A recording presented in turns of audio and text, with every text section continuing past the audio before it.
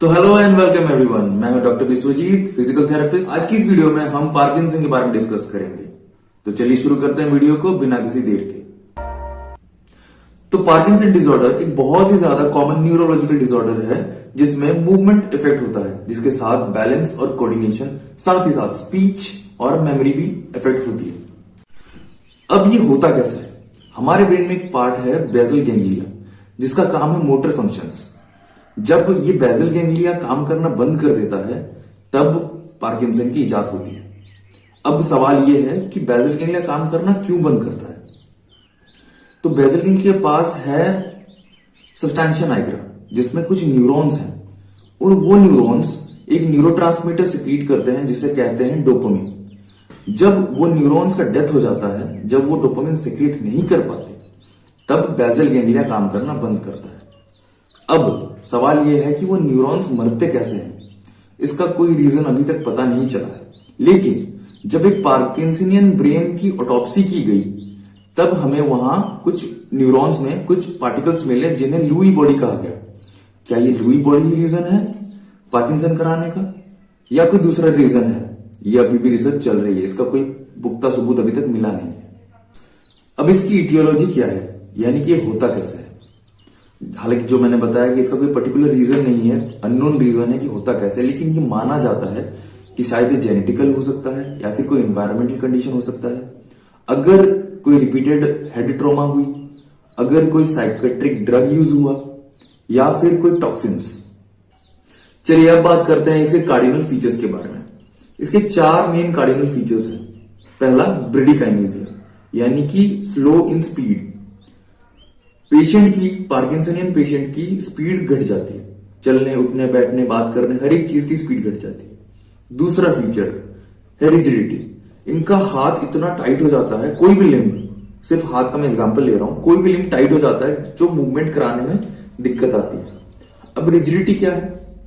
Rigidity एक ऐसा condition है जिसमें आपके बोथ एगोनिस्ट और एंटागोनिस्ट की टाइटनेस हो जाती है। आप हाथ ऊपर भी लेंगे तब भी टाइट होगा, नीचे लेंगे तब भी टाइट होगा। तीसरा कार्डिनल साइन है ट्रेमर्स, स्पेशली रेस्टिंग ट्रेमर्स, मतलब इनवॉलेंट्री मूवमेंट्स। अगर उनके लिम्स पे आप देख सकते हैं कुछ इस तरह का इनवॉलेंट्री मूवमेंट्स होगा, रेस्टिंग ट्रेमर्स।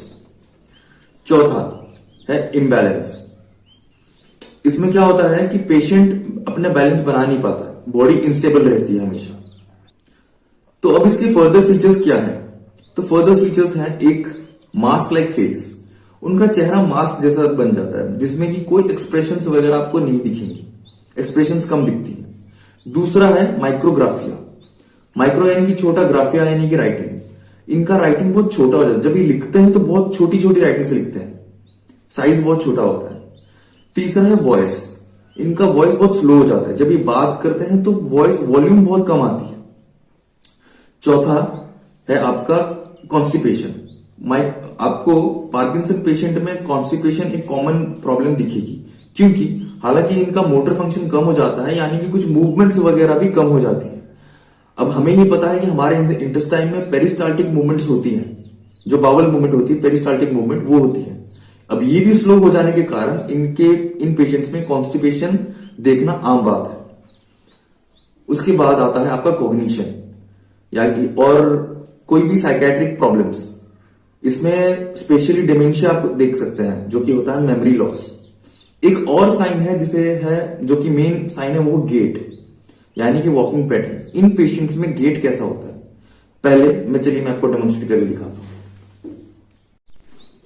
तो गेट में क्या होता है, इनका पोस्चर हमेशा, शोल्डर्स हमेशा स्टूप्ड होती है आगे की तरफ। जब ये चलते हैं तो हैंड की मूवमेंट नहीं होती, हैंड हमेशा स्टिफ रहता है एक जगह पे, और आप वहां पे हल्के फुल्के ट्रेमर्स भी देख सकते हैं। ये जब भी चलते हैं हमेशा छोटे छोटे स्टेप्स लेते हैं, छोटे छोटे स्टेप्स,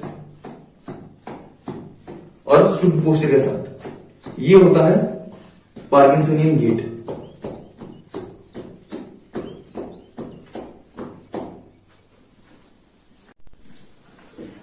तो अब बात करते हैं इसके डायग्नोसिस और ट्रीटमेंट के बारे में।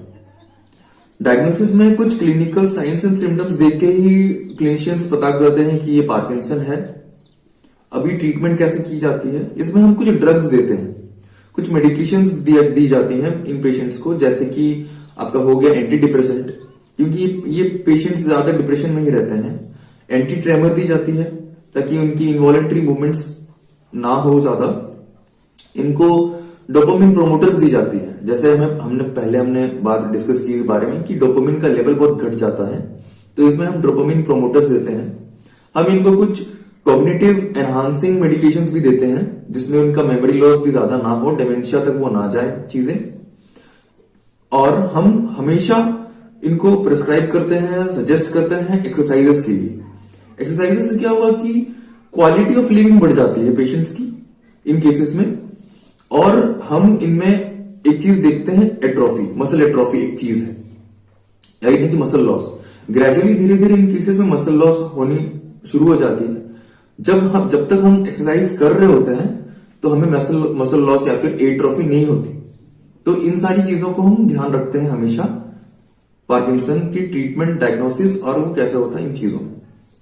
तो हमारी अगली वीडियो पार्किंसन के फिजियोथेरेपिकल अप्रोच के लिए ज्यादा फोकस रहेगी, कौन कौन से एक्सरसाइजेस कैसी कैसी करनी चाहिए उसके ऊपर रहेगी ये वीडियो। आपको अगर वीडियो अच्छी लगी हो तो बिल्कुल लाइक एंड शेयर करें, अगर आप चैनल पर नए हैं तो सब्सक्राइब करना ना भूलें। Thank you.